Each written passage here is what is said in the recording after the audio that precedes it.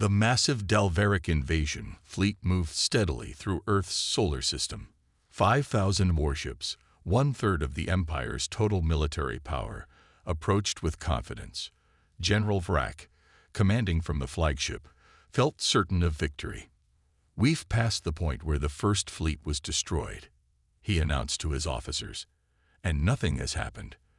Their defenses must have been depleted after the first attack." The fleet pushed forward, weapons ready.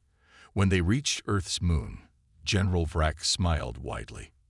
"Prepare all weapons," he ordered. "Target their major cities first." Back on the Dalveric homeworld, Emperor Zuvex and Kalara watched through a live transmission, their hearts heavy with dread. "We're too late," Kalara whispered. On Earth, Ambassador Chen stood in a simple room beneath the White House. Around her, a group of ordinary-looking humans sat at plain wooden tables. None of them appeared worried. "They've crossed the final threshold," said an older man with white hair. "Are we in agreement?" Everyone nodded silently. The white-haired man turned to Chen. "Ambassador, please give them one final chance." Chen activated a communication device. Her face appeared on every screen in the Dalveric fleet. "This is Earth. You were given one warning. We showed restraint. We attempted diplomacy. This is your final opportunity to retreat." General Vrak laughed. "We are 5,000 ships strong. Your tricks won't work twice. Fire at will." The Dalveric fleet launched their attack. Thousands of energy beams and missiles streaked toward Earth. Then something extraordinary happened. The oceans on Earth's surface began to move, not like waves, but as if the water itself was alive. Massive structures rose from the depths, ancient machines dormant for thousands of years.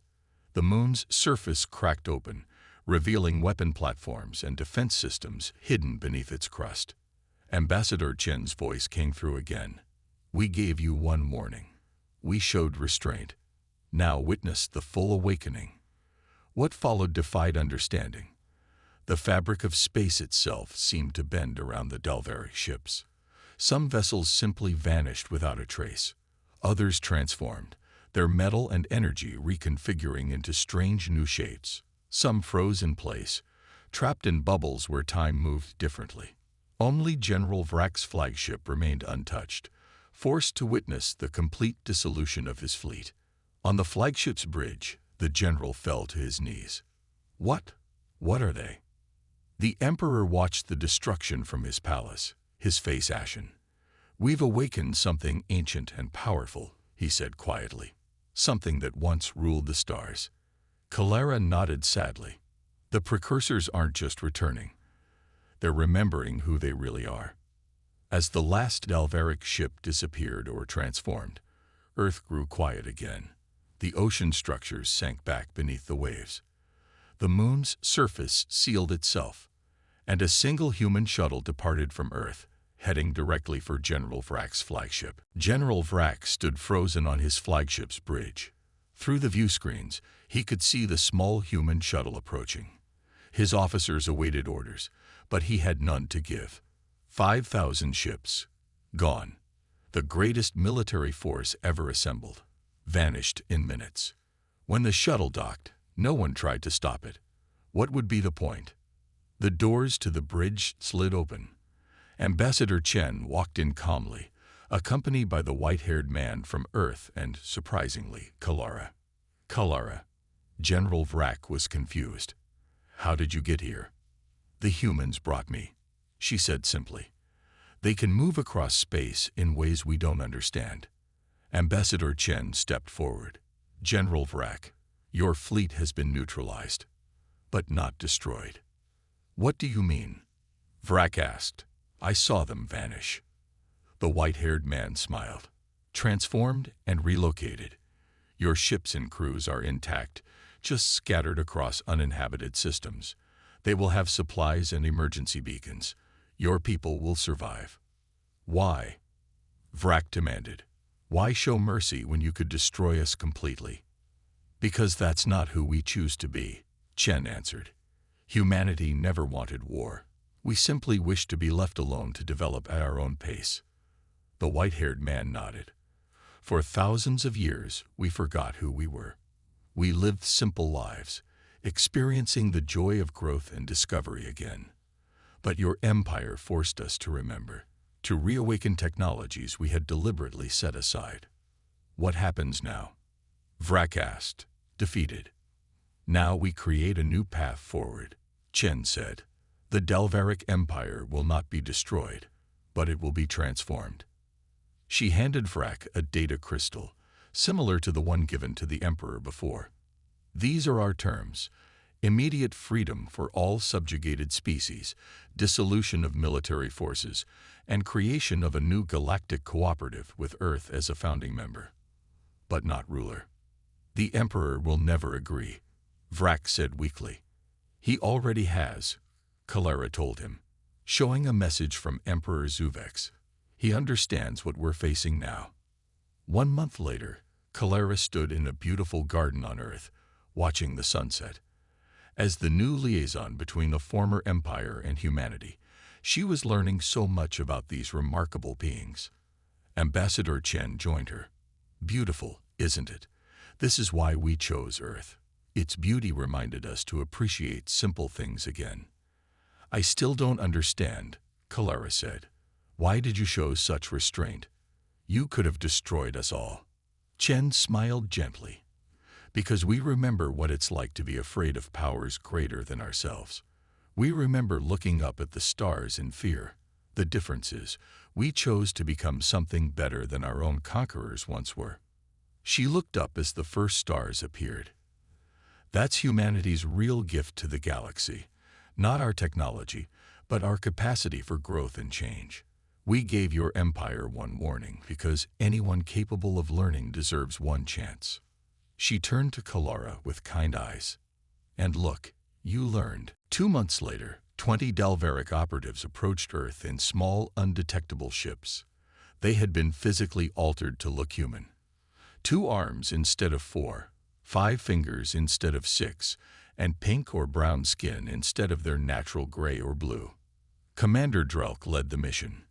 He was General Vrak's most trusted officer and hated humans for humiliating the Empire. Remember your objectives, he told his team as they prepared to land. Find and identify their defense systems. Learn how they work. Then sabotage them before the main fleet arrives. The infiltrators landed in different locations across Earth: New York, Tokyo, London, Moscow, Beijing, and other major cities. Using perfect human languages programmed into their brains, they began their mission. But what they discovered confused them completely. Commander Drelk, posing as a businessman named David King in New York, sent an encrypted message after 1 week. No centralized defense system found. Humans appear to use primitive technology in daily life. Military bases have advanced weapons, but nothing that could destroy our fleet. Something is wrong. In Tokyo, Agent Zix reported similar findings. Humans are chaotic and disorganized. Different countries often disagree. They have no unified planetary government. Yet their ambassador spoke for the entire planet. This makes no sense. Most puzzling were the observations from Agent Telva in London. Humans show technology levels that don't match. They use primitive combustion vehicles but have quantum computers. They burn fossil fuels but have advanced medical technology. It's as if they're deliberately appearing less advanced than they are. As the infiltrators continued their search, Agent Mork in Sydney made a critical mistake. While attempting to access a research facility, his disguise technology briefly failed. A security guard saw his true form. Mork prepared to kill the witness, following standard protocol. But before he could act, he was surrounded by calm, unarmed humans who simply asked him to come with them. To the shock of the other infiltrators, Mork wasn't executed or imprisoned. Instead, he appeared on something called a podcast the next day. The humans interviewed him like he was an interesting guest, not an enemy spy. "Why did you come to Earth?" the human host asked Mork. "To prepare for invasion," Mork answered truthfully, stunned by the casualness of the conversation. The human host smiled. "We know. We've known about all 20 of you since you landed. We've been watching you with interest. Commander Drelk watched the broadcast in horror from his New York apartment. If the humans knew about them all along, why had they allowed the infiltration to continue? Even more disturbing, when Drelk scanned the city that night, he discovered something impossible. The technology levels in human homes and buildings were changing. Advanced systems that hadn't been there the day before were now clearly visible. The humans weren't hiding anymore. They were revealing themselves, and what the infiltrators saw terrified them. The Great Hall of the Dalvaric Empire was filled with angry voices. 500 council members from across the galaxy had gathered for an emergency meeting. News of the fleet's defeat had spread quickly, causing shock and fear throughout the Empire. Emperor Zuvex sat on his golden throne, his 4 eyes narrowed in fury. At 8 feet tall with metallic blue skin, he was an imposing figure even among the Dalvarics. Silence, he roared, and the hall immediately fell quiet. Bring in the survivors. Admiral Xorix entered, walking slowly with his head down. Behind him came Kalara and 3 other officers, all that remained of the command staff.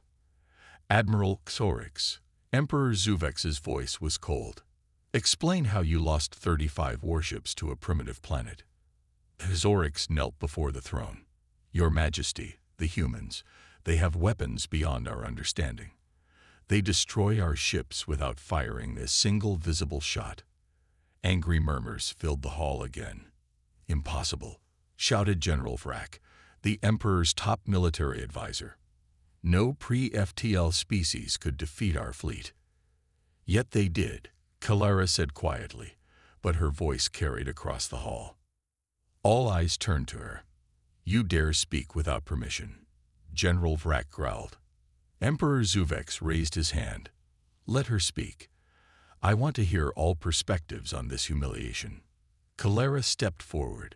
Your Majesty, I studied the humans extensively. They are not like other species we have conquered. Their history is filled with war, adaptation, and survival against impossible odds. They advance technologically at an alarming rate. She activated a small device, projecting images of Earth's history, humans surviving ice ages, plagues, world wars, and near-extinction events. Most importantly, she continued, they somehow possess technology far beyond what should be possible for their development stage. I believe we should study them further before taking any action. General Vrak laughed. Study them. They attacked our fleet. The only appropriate response is immediate retaliation with our full might. Many council members shouted in agreement. We should send 1/3 of our total military power, Vrak continued, enough to ensure these humans learn their place. The debate raged for hours.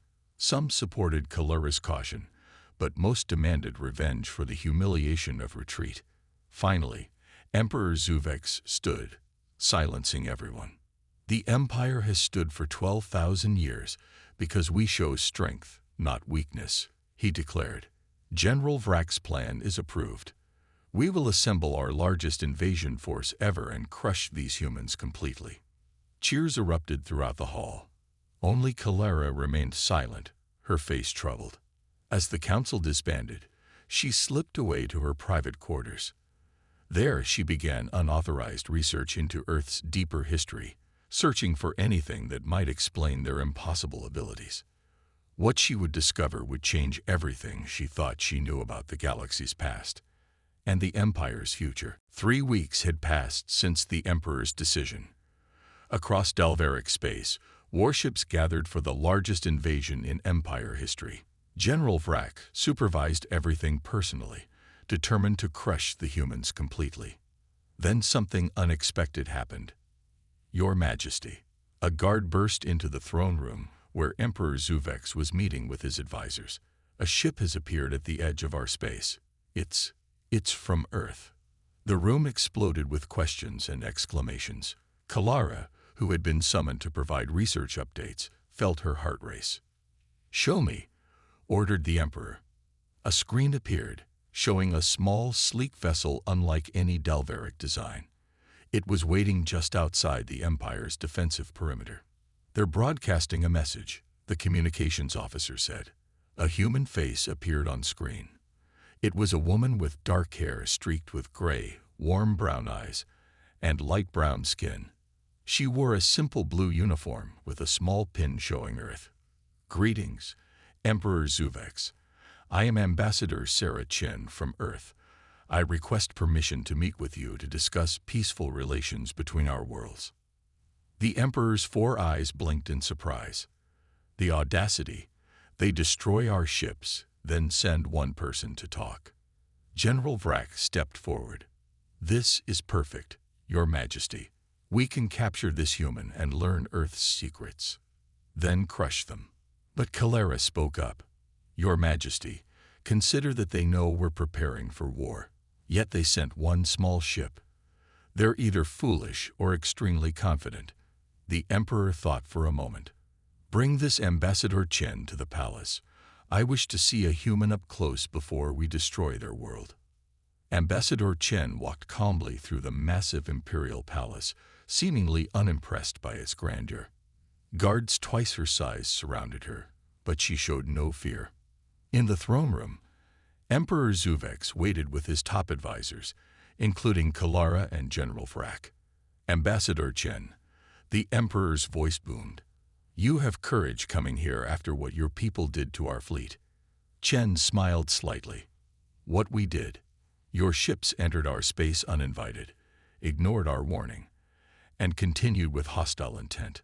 We defended ourselves using minimal force." General Vrak laughed. "Minimal? You destroyed 35 warships." "Yes," Chen said calmly. "As I said, minimal force." The Emperor leaned forward. "Why are you here, human?" "To offer peace," Chen replied. "Earth has no interest in conquest or war. We simply wish to be left alone. But if forced to defend ourselves again, the outcome will be far worse for your empire. You threaten me in my own palace." The Emperor's voice was dangerous. Chen shook her head. "Not a threat. A fact." She reached into her pocket. Guards immediately raised their weapons, but Chen merely pulled out a small silver device. "May I demonstrate something?" Before anyone could stop her, she pressed a button on the device. Instantly, every light, screen, and system in the palace went dark. Even the Emperor's cybernetic enhancements stopped working. "That was just me." Chen's voice came through the darkness. "One human, with one device." The lights flickered back on. Ambassador Chen stood exactly where she had been, still calm. Imagine what billions of us could do if provoked. Ambassador Chen's demonstration shook the Dalvaric Empire to its core. Before leaving, she had handed Emperor Zuvex a small data crystal containing Earth's terms for peace. Now, 3 days later, the Imperial Council was in chaos. "This is outrageous," shouted General Vrak, slamming his fist on the table. "These humans humiliated us twice now. First our fleet, then in our own palace. We must attack with everything we have." Many council members roared in agreement, their faces twisted with anger and wounded pride. On the other side of the chamber, a smaller group had formed around Kalara, who had been promoted to chief intelligence analyst after her warnings about humans proved correct. "The humans could have killed us all during that demonstration," Kalara argued. "The ambassador disabled our systems completely. She could have released poison, planted bombs, or simply assassinated the emperor. But she didn't. She came in peace." "Peace?" spat General Vrak. "Their terms demand we free all subjugated planets and reduce our military by 80%. That's not peace. It's surrender." The Empire was clearly splitting into 2 factions. The larger war faction, led by General Vrak, wanted immediate attack. The smaller peace faction, led by Kalara, advocated for accepting Earth's terms. Emperor Zuvex listened to both sides, his 4 eyes narrowed in thought. His pride demanded revenge, but the humans' demonstration troubled him deeply. After hours of debate, he raised his hand for silence. "I have made my decision," he announced. "We will proceed with the invasion. General Vrak smiled triumphantly. However, the Emperor continued, "We will change our strategy. Before the main fleet attacks, we will send infiltration teams to Earth. Their mission will be to learn the secrets of human defenses and disable them from within." The council chamber filled with murmurs of approval. It seemed like a smart compromise. As the meeting ended, Kalara hurried back to her private research room. Over the past weeks, she had discovered something disturbing in ancient archives. References to a mysterious species that had once defeated the early empire with technology similar to what humans displayed. These beings were called the precursors in the oldest texts, and they had vanished without explanation 12,000 years ago, just when the Dalvaric Empire began its expansion. Could humans be connected to these precursors? The timing of their disappearance and the Empire's rise couldn't be coincidence. Kalara made a difficult decision. She believed the Emperor's plan would lead to disaster. Using a heavily encrypted channel, she sent a message toward Earth. "Infiltration teams coming. Empire still plans war. Seeking more information about your connection to precursors." It was treason, but Kalara felt she had no choice. Something bigger than the Empire's pride was at stake, perhaps the truth about the galaxy's history itself. Admiral Xorix stood on the bridge of his massive ship, looking at the blue planet on the screen. His gray skin wrinkled as he smiled. Another world to add to the Dalvaric Empire's growing collection. "What do we know about this planet, Officer Kalara?" he asked, not taking his eyes off the screen. Kalara, shorter than most Dalvarics with unusual purple eyes, moved her 6 fingers quickly across her control panel. "It's called Earth, Admiral. The beings there call themselves humans. They have not yet developed faster-than-light travel, but they have reached their own moon and sent basic machines to nearby planets." Xorix laughed. "Primitives, then. Perfect. The Emperor will be pleased with the new resources. What else?" "Their planet is unusually rich in water, minerals, and biological diversity," Kalara continued. "Standard protocol says we should begin assimilation immediately." The bridge crew nodded in agreement. They had done this 100 times before. Find a planet, take it over, use its resources, and either kill or enslave its people. It was the way of the Empire for over 12,000 years. But as Kalara studied more data coming in, her antennae twitched with surprise. "Admiral, I'm picking up thousands of transmissions from the planet." "Put some on screen," Xorix ordered. Suddenly, the bridge was filled with sounds and images from Earth, music with strange instruments, humans talking and laughing on entertainment shows, news broadcasts showing conflicts and celebrations, art, culture, sports, an explosion of creativity.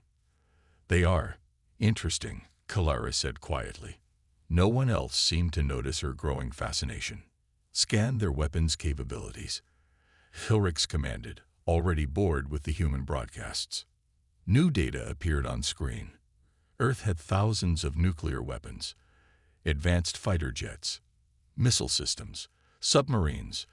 For a pre-FTL civilization, they were surprisingly well armed. "Nothing our shields can't handle," Xorix said confidently. "They won't know what hit them." But Kalara wasn't so sure. As their fleet of 50 ships moved deeper into the solar system, she kept studying the incoming data.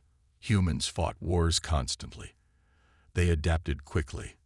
They survived against incredible odds. Something about them was different from other species the Empire had conquered. "Admiral," she said carefully, "perhaps we should observe longer before attacking. These humans seem unpredictable." Xorix laughed again, joined by the other officers. "Concerned about primitives, Officer Kalara. They don't even know we exist yet. By the time they see us coming, half their planet will be under our control." The Admiral turned to his weapons officer.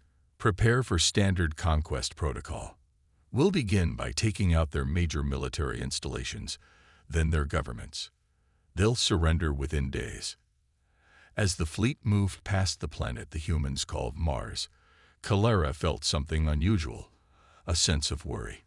In her 20 years serving the Empire, She had never felt concerned about a conquest before. "Fleet will reach optimal attack position in 6 hours," the navigation officer announced. But the peaceful approach was about to end in a way none of them expected. The Delveric fleet moved silently through space, approaching the red planet Mars. Admiral Xorix was planning the attack when a sudden explosion rocked the entire fleet. "What was that?" Xorix shouted, grabbing his control panel to steady himself. The weapons officer checked his screens with wide eyes. "Sir, Scout Ship 7 has been destroyed." "Impossible." Xorix slammed his fist down. "There are no weapons in this part of the system. What destroyed my ship?" Before anyone could answer, every screen on every ship in the fleet suddenly went blank. Then, new words appeared. They were in perfect Galactic standard language, which no primitive species should know. "This is Earth. UAVENTRED restricted space. UYL RECIV1 OARNing. Leave immediately or be destroyed." The bridge crew fell silent. After 12,000 years of conquest, no one had ever warned the Delveric Empire to leave. It was unthinkable. "Sir," the communications officer said with a shaking voice, "there's more." The screens changed again, now showing detailed information about each Delveric ship, their weapons, shields, crew members, even the names of commanding officers. Kalara stared at the screens in disbelief. "Admiral, they know everything about us. Things even our own people don't know. How is this possible?" Admiral Xorix's face darkened with anger. A trick. It must be a trick. But deep inside, he felt something new. Doubt. "Sir," Kalara said quietly, "we should consider retreating and reporting this to the Emperor. These humans have capabilities we don't understand." Several officers nodded in agreement, fear visible on their faces. But Xorix had never retreated in his entire career. He had conquered 100 worlds. His pride would not allow it. "Preposterous. They're bluffing," Xorix declared. "No pre-FTL civilization could destroy our ships or know our secrets. It's impossible." "But sir," Kalara insisted, "how do you explain Scout Ship 7? And this message? Something is very wrong here." Xorix stood tall, his 7-foot frame towering over Kalara. "I explain it as luck and deception. Perhaps they hit our scout with a primitive nuclear weapon. As for the message, we could have a spy in our ranks." He turned to the fleet commander. "Continue forward. Full shields up. Prepare all weapons. We will teach these humans what happens when you threaten the Delveric Empire." The order went out to the fleet. Slowly, the massive warships began moving forward again, heading deeper into the solar system, toward Earth. Kalara looked at the blue planet growing larger on their screens. Her research showed humans were creative, adaptable, and incredibly resilient. They had survived ice ages, plagues, and their own destructive wars. Something told her these weren't ordinary primitives. As the fleet crossed beyond Mars' orbit, Kalara whispered to herself, "I hope we're not making a terrible mistake." Little did she know how right she was. The real demonstration of Earth's power was about to begin, and the mighty Delveric Empire was not prepared for what would happen next. The Delveric fleet moved past Mars, their massive ships cutting through the emptiness of space. Admiral Xorix stood confidently on his bridge, watching the blue planet grow larger on the main screen. "We will reach attack position in 30 minutes, the navigation officer announced. Xorix smiled. "Excellent. Prepare all weapons. We'll show these humans what happens when they challenge the Empire." Kalara continued monitoring Earth's broadcasts, still troubled by the warning they had received. Something about these humans didn't make sense. How could they know so much about the fleet? How had they destroyed the scout ship? Suddenly, a soft humming filled the bridge. Before anyone could react, the lights flickered. "Sir, energy readings are going crazy," the engineering officer shouted. On the main screen, Xorix watched in horror as ship after ship in his fleet began to explode or simply shut down. No weapons fired at them. No energy beams. No missiles. The ships just stopped working or burst into pieces. Status report. Caxorix demanded, his voice shaking for the first time in his career. Sir, we've lost 35 ships, the weapons officer said in disbelief. More than 70% of our fleet is gone. Impossible. Caxorix roared. What weapon could do this? Where did it come from? Clara checked her instruments. Admiral, I detect no energy signatures, no projectiles, nothing that could explain this. The screens went blank again, just like before. Then the same message appeared. The GIVN. This demonstration used 0.1% of Earth's defensive TAB abilities. Retreat, no. The bridge fell silent. Even Caxorix had no words. Only 0.1%. Could that be true? Admiral. Clara said quietly, we must retreat. We've lost most of the fleet to a weapon we cannot even detect. If they wanted to destroy us completely, they could have. For 800 years, no Dalveric admiral had ever ordered a retreat. It was considered the ultimate shame. But as Caxorix looked at the remains of his once mighty fleet, now just 15 ships, he knew he had no choice. Send the order, he said, his voice hollow. All remaining ships, full retreat. Maximum speed back to Dalveric space. As the surviving ships turned and fled from Earth's solar system, Clara secretly copied all data about the encounter to her personal device. The humans' capabilities, their warning, everything. Something told her this information would be crucial for the Empire's future. The mighty Admiral Caxorix, conqueror of 100 worlds, sat in his command chair, staring at nothing. For the first time in his life, he had failed. For the first time in centuries, the Dalveric Empire had met a force it could not overcome. As their ships accelerated away from Earth, Clara looked back at the small blue planet on her screen. What kind of beings were these humans? How had they developed such power? And what would happen when the Emperor learned of this defeat? The answers would shake the very foundation of the Galactic Empire. Back on the Dalveric homeworld, Clara worked tirelessly in the ancient archives. For weeks, she had been searching through the oldest records of the Empire, looking for more information about the mysterious precursors. Most of the texts were damaged or incomplete. The Dalverics had deliberately erased much of their early history. But Clara had found fragments, pieces of a puzzle that were starting to form a disturbing picture. As she decoded another ancient tablet, her hands began to shake. This couldn't be right. She checked her translation again, but the words remained the same. The Cedars of Life retreated to their final sanctuary, the Blue World. There they chose to forget, to begin anew, to live simply once more. The Blue World. Earth. At that moment, her private communication device buzzed. It was a secure message from Commander Drulk on Earth.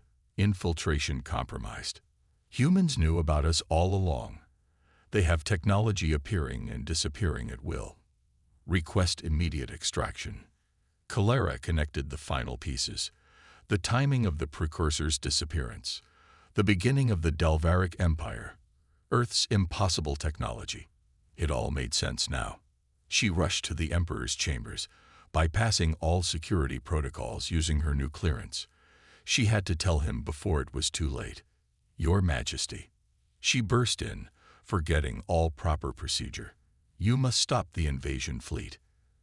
Emperor Zuvex looked up in surprise. Explain yourself, Clara. The humans, she said, catching her breath. They're not a new species. They're the precursors. She quickly laid out her evidence. The ancient records showed that the beings known as precursors were the original advanced species of the galaxy.